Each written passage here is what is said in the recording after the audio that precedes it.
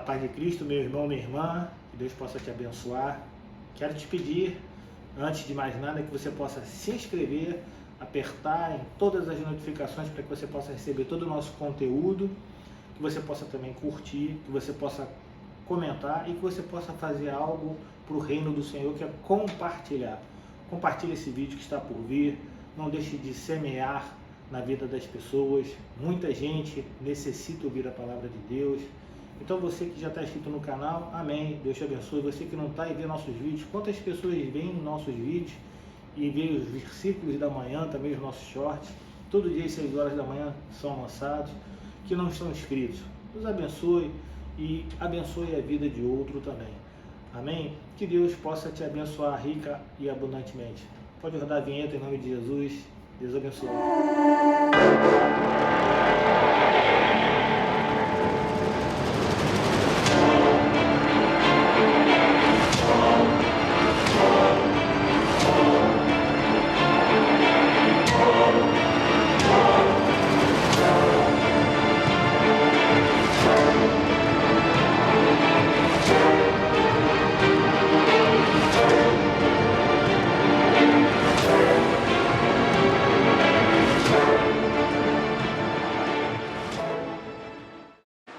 Agora, quem quer entregar aqui já sabe, né?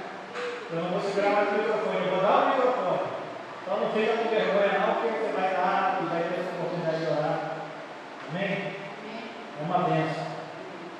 Igreja em movimento. Pode ficar de pé? Amém?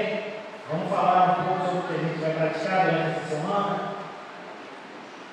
Pode abrir no livro de Isaías, verso 3, perdão. Isaías 58, Isaías capítulo 58, verso 3.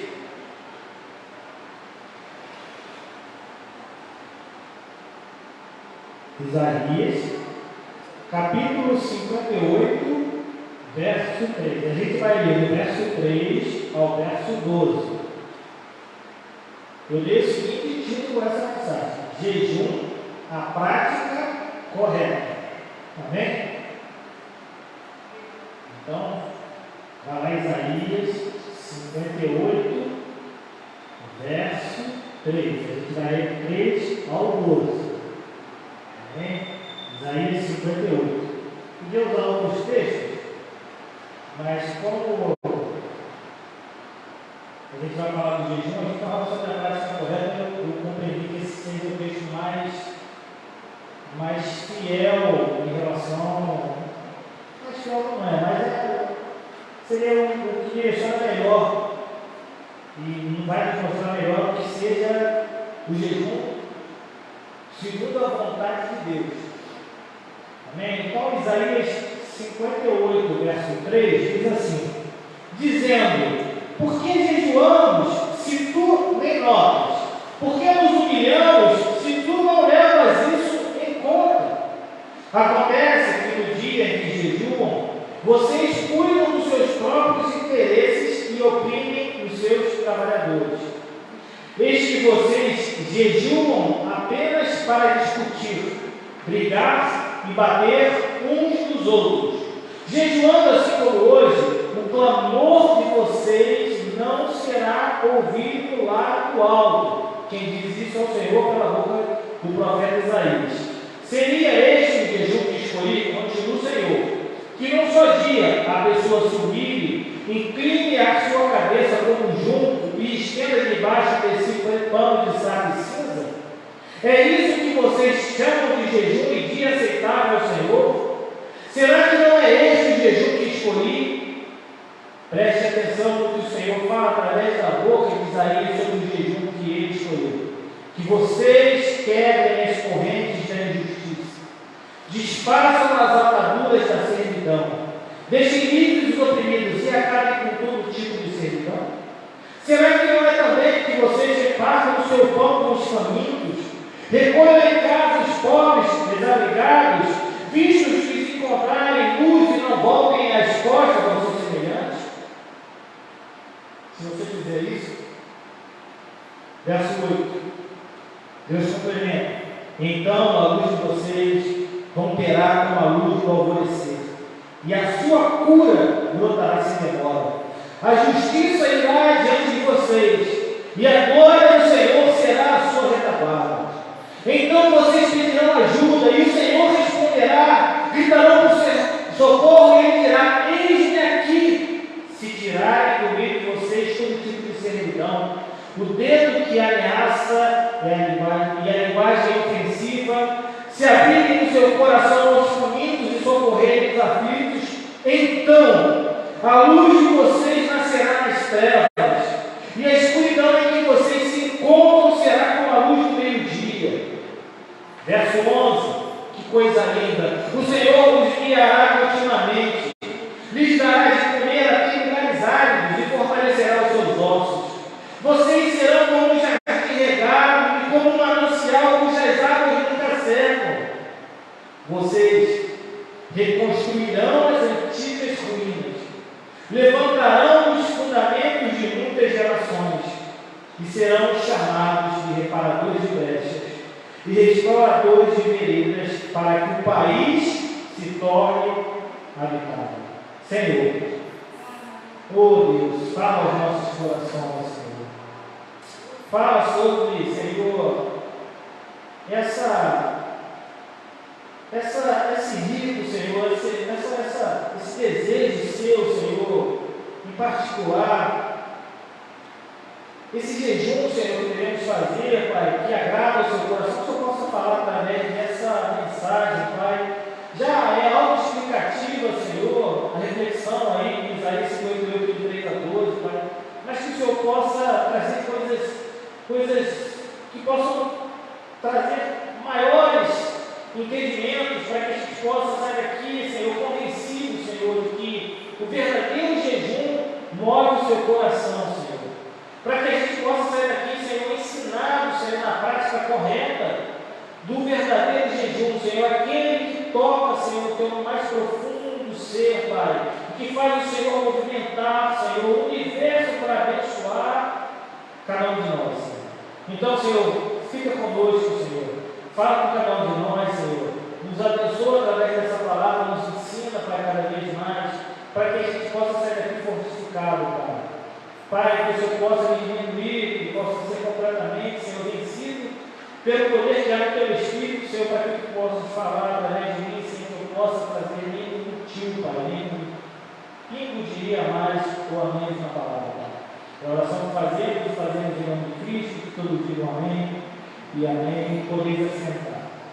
Tem cristão que mesmo com o passar do tempo em sua caminhada de fé, por mais que tenha tempo na sua caminhada de fé, 1 ano, 2, 5, 10, 20, 30, 40 anos na sua caminhada de fé, promove algumas práticas, certas práticas cristãs de maneira equivocada. É verdade. O tempo às vezes é inimigo do crente. O tempo às vezes é inimigo daquele que é cristão, porque às vezes ele faz algo, pratica algo, trata algo de uma maneira equivocada. E muitos cristãos não têm culpa disso. Às vezes são ensinados de uma forma errada, de uma forma errônea. Às vezes fazem até sem perceber os propósitos. Às vezes até mesmo desvirtuam o ato, fazendo com que a prática seja completamente diferente do propósito divino. Eu conheço uma irmã que ela tem uma grande dificuldade na interpretação da leitura bíblica, porque ela é analfabeta. Então, o que o pastor falar do alto é o que ela vai ensinar. O que o pastor estiver pregando e ele estiver falando e estiver ensinando é aquilo que ela vai estar colocando no coração dela e achando que aquilo é verdadeiro.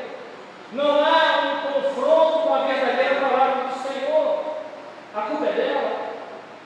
A culpa não é dela, ela é semi-analfabeta, nasceu na roça, só escreve o seu nome, tem dificuldade, mais de 60 anos. E agora, como é que vai fazer? Vai aprender de uma hora a outra a ler? Vai tirar ela da igreja? Vai falar para ela que está errado o que ela faz? É difícil. Cristo, ele também teve essa preocupação. A gente ensinar seus discípulos da maneira correta de proceder, quanto aos atos e às práticas que são pertinentes à vida de um ser humano com Deus.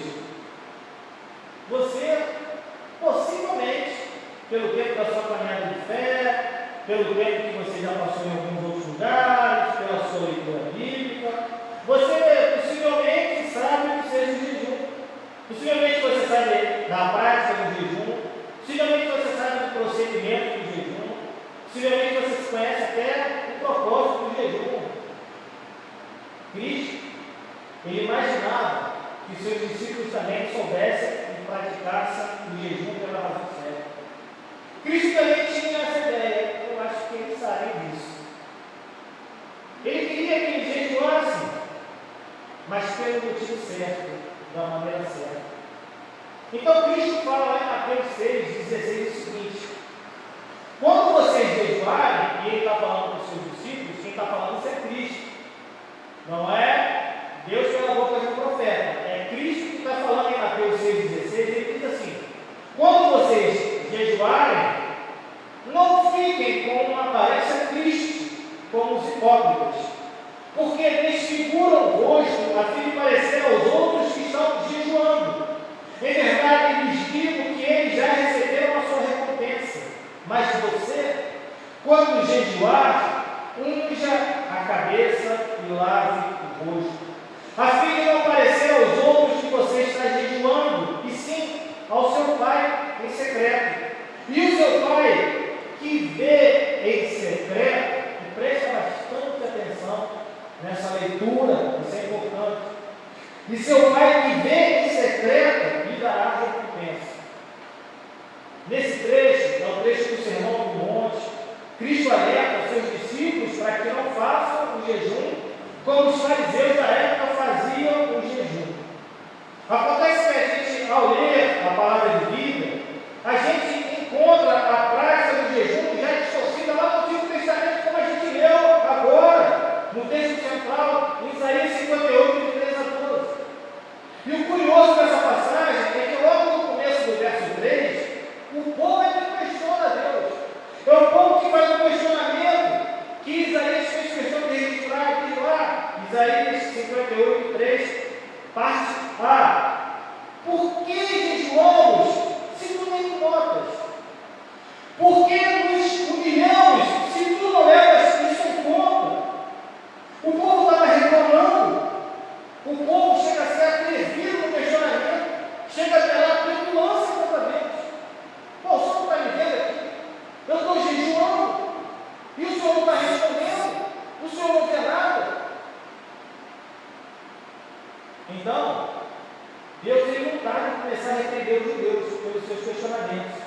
E no próprio verso 3, na parte B, ele diz através do profeta Isaías: e veja bem, acontece no dia em que jejuam, vocês cuidam dos seus próprios interesses e oprimem os seus trabalhadores.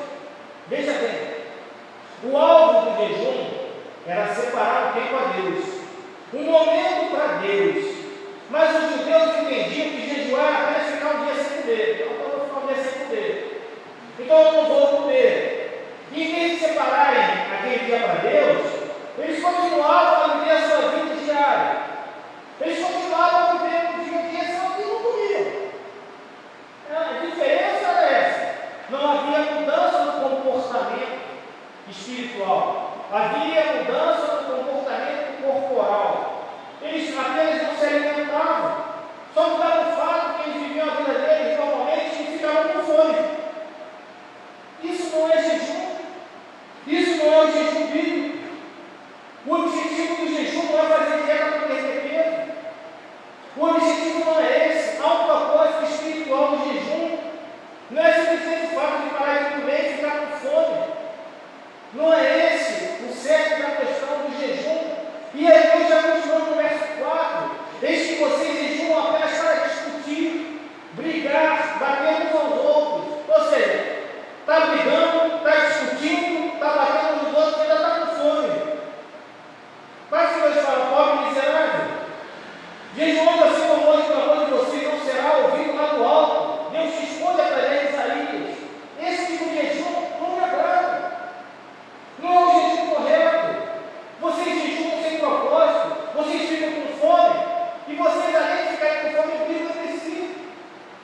E Deus está continuando. Seria este o jejum que escolhi, que em um só dia a pessoa se humilhe, Incline a cabeça, preste atenção, porque eu vou falar com você agora. Incline a sua cabeça como junco e esteja debaixo de si quando ele sai de cinza. É isso que vocês chamam de jejum e de aceitar ao Senhor. O junco a que Deus se refere, eu não sei se você sabe o que é junco, mas o junco a que Deus aqui se refere é uma planta que é uma maçareca. A planta ela vai nascendo de forma ereta, ela vai crescendo, mas depois do tempo ela enverga. Depois do tempo o junco ele enverga. Então Deus faz essa analogia, porque alguns jejuavam e ficavam envergados como junco,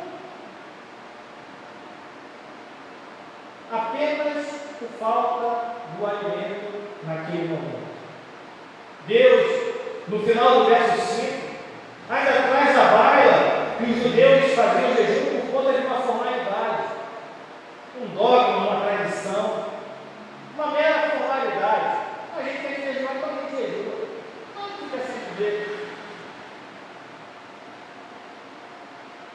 Se via, era o judeu curvado como um junco, coberto de cinza, vestido com pano de saco, andando e fazendo o que era devido no seu dia a dia naturalmente. E de repente as pessoas até olhavam e falavam: olha que homem santo, que bênção, olha, como está envergadão, aí, pano de saco, cinza na cabeça. Esse homem é santo. Vou tocar nesse homem aí, para ver se esse homem toca aí na minha vida, muda a minha vida. Esse homem é profeta. Meu irmão, isso não é jejum. Isso não é jejum. Esse tipo de ato não é o jejum. E porque não é o jejum, não move o coração de Deus. Porque o jejum ele move o coração de Deus. E ele vai completando: será que não é esse o jejum que escolhi?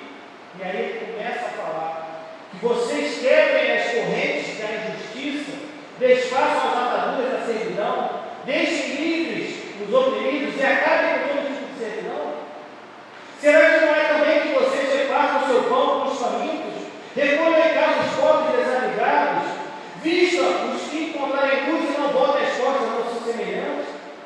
Deus está falando de que nada adiantava o jejum dos judeus se não significasse mudança de vida. O jejum só tem valor se é acompanhado de arrependimento, valor pelo próximo, cuidado com os necessitados, colocar a vida em ordem. Tirar um dia para ficar com fome não tem valor nenhum se não for acompanhado de uma vida santa, de uma vida alva, reta, ter disposição para mudar os caminhos, mudança de vida. Em vez de Deus diz, houver tudo isso que foi explicado acima. Então, eu acho tremendo porque ele condiciona. Então, a luz de vocês romperá a luz do alvorecer, e a sua cura brotará sem demora. A justiça irá diante de vocês, e agora o Senhor será a sua retaguarda. Então vocês pedirão ajuda, e o Senhor responderá. Gritarão por socorro, e ele dirá: eis-me aqui. Você já imaginou isso? Você gritar por socorro, e Deus logo, prontamente, imediatamente fala assim: eu estou aqui. E você ouvir aquela voz: eu estou aqui. Passando no meio de uma dificuldade, e aí você vai e ele fala: eu estou aqui. Se tirarem do meio de vocês todo tipo de servidão, Deus de ameaça e vai ofensiva, se abrirem seu coração aos caminhos e socorrerem os aflitos, então a luz de vocês nascerá nas trevas, e a escuridão em que vocês se encontram será como a luz do meio-dia. Repare bem quantos então tem nesses 3 versos. Quantos condicionamentos, a condicionalidade de Deus para que o jejum seja aceito. Tirem a imoralidade, ajudem os necessitados, tirem toda a maldade dos seus corações. Então, o jejum vai fazer sentido. E aí eu, que sou Deus, vou operar porque eu ouvi meu Deus. A época de Jesus, como a gente já expôs, também havia essa mesma atitude pelos judeus, principalmente pelos fariseus. Tanto é assim que Jesus, tão preocupado com esse paradigma, esse dogmatismo, esse farisaísmo, ele fala na parábola do fariseu e do publicano, que os dois vão fazer suas orações, e essas duas orações, no mesmo lugar, elas têm dois resultados diferentes. A parábola do fariseu e do publicano, quando os dois estavam no templo, no mesmo período, e com o mesmo objetivo, os dois foram para orar. O fariseu, muito provavelmente, procurou um lugar de estar. Vou ficar aqui que tem mais, vou ficar nesse lado aqui que tem mais gente. Ali tem menos gente, eu vou ficar mais aqui.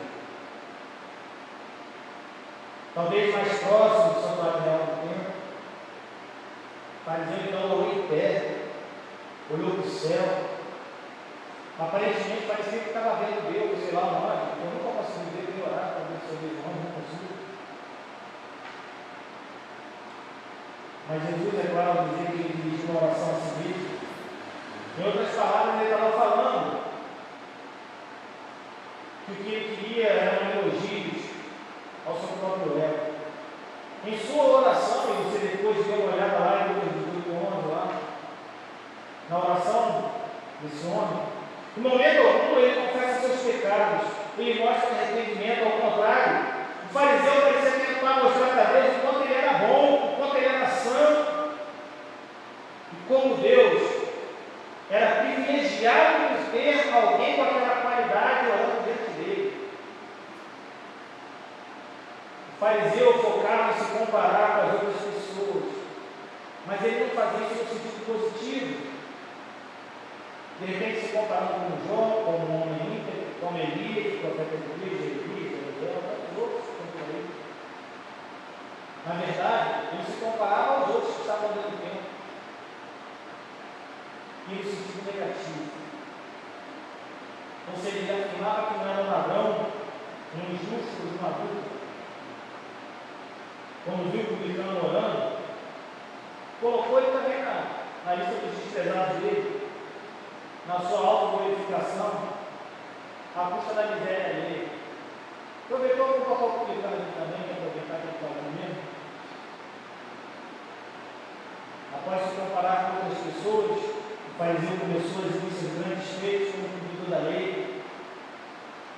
Ele era um bom fariseu, ele era um fariseu exemplar. Ele enfatiza que ele cumpria a lei do Senhor como o Senhor mandava. E ele falou algo, que ele jejuava 2 vezes por semana. Às vezes passa batido isso. Mas ele fala, olha, eu jejuo 2 vezes por semana. A lei só diz para eu jejuar 1 dia por ano. Mas apesar do jejum ser voluntário, em qualquer ocasião, a gente vai em Levítico 16:29, esse fariseu, ele jejuava 2 vezes por semana. Ele falou, olha, eu pago o dízimo de tudo que entra para mim. Isso dentro do tempo. Ele pagava o dízimo, entregava o dízimo até dentro daquilo que era exigido. Ele era tão presunçoso nas suas intenções que basicamente tentava cumprir a lei dos outros. Já o publicano ele orou diferente. A oração do publicano foi diferente da do fariseu. Ele se prostrou, se colocou à distância, ao contrário do fariseu. Ele não queria ser visto. O que ele queria era desesperadamente o perdão de Deus pelo que ele praticava. O Pedro e a vergonha dos seus pecados fizeram com que ele nem mesmo olhasse para o céu de tanta vergonha. A palavra de Deus havia esmiuçado o seu ego, convencido de seus pecados. Ao invés de se autoelogiar, ele reconheceu o estado de miséria em que ele se encontrava. Bateu contra o peito, o céu acusando, clamando a Deus por misericórdia. Diz lá, ó Deus, seja misericordioso para comigo, pecador. E veja, as palavras do publicano foram as mesmas do salmista Davi, quando disse: compadece de mim, ó Deus, segundo a tua benignidade, apaga as minhas transgressões, segundo a multidão das tuas misericórdias. O único pedido do publicano era para que a ira de Deus fosse removida sobre si. O que ele queria era ser perdoado. Jesus então declarou, no final da parábola, que foi o publicano e não o fariseu que voltou para casa justificado. Ele conseguiu o que tanto desejava, porque a paz repousou sobre ele. Mas o outro jejuava 3 vezes por semana. Jesus ele conclui uma frase bastante apropriada lá no livro de 14, porque qualquer que a si mesmo se exalte será humilhado, qualquer que a si mesmo se humilhe será exaltado. Versículo 14. O homem que se considerava justificado voltou para casa como um pecador. O homem que admitiu-se um grande pecador voltou para casa justificado. Essa atitude do fariseu refletia a atitude de grande parte dos judeus para com o jejum. Parecia como algo que trouxesse merecimento à pessoa que jejuasse. Uma cerimônia feita com ostentação. Jesus entendeu essa atitude. O hipócrita, desfilado de cabeça baixa, com algo para fazer, cara de fome, às vezes só fala nem do campo do pecado. Quando fazia isso era para glorificar o seu próprio nome diante dos demais. Jesus alerta para a aparência da verdade expressa por esses homens. Então, como é que a gente deve jejuar? Pastor, você está falando da questão do jejum. A gente pode jejuar todos juntos, no mesmo dia, né? Então, se a gente pode jejuar publicamente, não tem problema nenhum. É só a gente ler lá, Atos 13, 1 a 3, diz assim: havia na igreja de Antioquia profetas e mestres, Barnabé, Simeão, chamado Líger, Lúcio de Cirene, Manaém, que tinha sido criado em Herodes, o tetrarca e Saulo. Enquanto eles estavam adorando o Senhor e jejuando, ou seja, estavam na igreja de Antioquia, e essas pessoas estavam jejuando e orando. O Espírito Santo disse: separe-me agora Barnabé e Saulo para a obra que os tenho chamado. Então, jejuando e orando, impondo as mãos sobre eles, nós pedimos. Não há problema nenhum que a gente jejuar junto. Não há problema nenhum. É uma maneira correta de jejuar, vamos jejuar juntos. Vamos tirar um dia da igreja, vamos jejuar, não tem problema nenhum. Repare que quando eles jejuavam e oravam, buscando a Deus de forma correta, Deus respondeu. Também não tem forno, também não tem meritocracia, não tem tempo. Josafá pediu para, vamos jejuar 3 dias, Esther pediu 3 dias, Daniel orou mais de 20, o Senhor Jesus 40.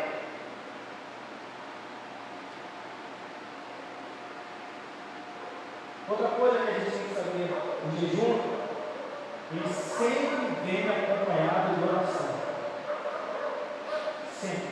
Nunca se jejua sem orar. Pastor, mas o jejum, mas ele tem as atividades. Então fique em espírito de oração. Não precisa se ajoelhar, botar isso de livre, não é nada disso. Jejue e fique em espírito de oração. Continue a fazer suas coisas, mas fique em espírito de oração. Mostre a sua dependência a Deus. O jejum é bom para colocar nossa alma na direção correta na hora de orar. Se tem algo que é super importante, é jejum com oração. Os dois se complementam, um é preparo para o outro. Jejum e ora. Mesmo que Jesus, ou melhor, que Deus fale que vai recompensar, ele diz que se a motivação é a forma correta, ele vai responder. Ele vai responder. E veja bem, a recompensa aqui não é monetária, não é de algo que toca. É uma recompensa de resposta ao jejum. Então, o jejum tem um propósito. Ele tem um propósito nele também. É como a oferta do dízimo. Se você espalha que é dizimista, diz que dá uma boa oferta, a recompensa humana possivelmente vai ser de aplausos. Mas se você faz sem alarme, Deus te recompensa. Se você faz tranquilamente, sem alarme, por isso eu peço para colocar no envelope. Seu irmão não precisa saber o que você, ou se você faz, se você não faz, o que você faz, o que você não faz. Não tem necessidade nenhuma. Assim também a oração sem hipocrisia. Olha o verso 18, coisa linda. a fim de não parecer aos outros que você está jejuando, e sim ao seu Pai em secreto. Preste atenção. E o seu Pai que vê em secreto lhe dará recompensa. Você vai jejuar a Deus, e Ele em secreto irá te recompensar. Você não precisa entrar no seu quarto e jejuar em secreto. O secreto que ele fala aqui na hora do jejum é justamente para as pessoas não saberem, ou você tem a mesma atitude do fariseu ou do judeu, de colocar aí no final do saco, jogar sangue sobre a cabeça e dar um conjunto por fome. E as pessoas olharem para você. Não. O secreto está no fato de ninguém saber que você está jejuando. E em secreto, Deus está sabendo que você está jejuando. Ele vai te recompensar. Porque a recompensa vem dele, não vem do homem. Pelo motivo certo, com o coração aberto. Deus se regozija em nós e nos recompensa. Veja bem, jejuar faz parte da nossa disciplina cristã, nos faz crescer espiritualmente. Jejuar é separar um tempo para Deus em oração.